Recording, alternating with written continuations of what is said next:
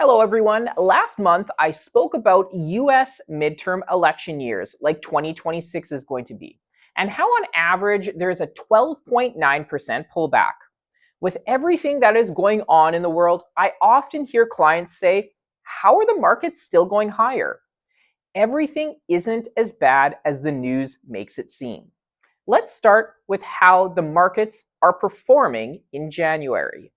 Year to date, the S&P 500 is currently up 1.25% approximately.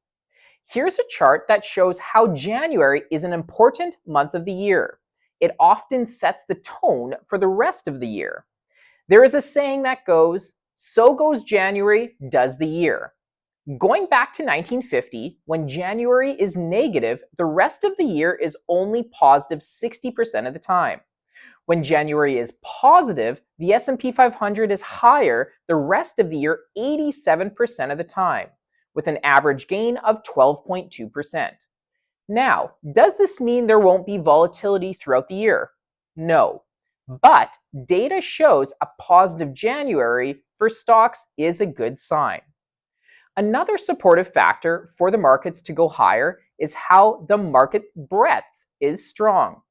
I spoke about this in a previous video about how market breadth refers to the overall health and participation of how many companies are advancing or declining. Here's a chart on how the S&P 500 breadth is doing right now. And I have some good news. 12.7% of S&P 500 stocks hit 52-week highs for the first time in over a year. If we were truly seeing a potential correction, we would not see this type of strong movements in many companies.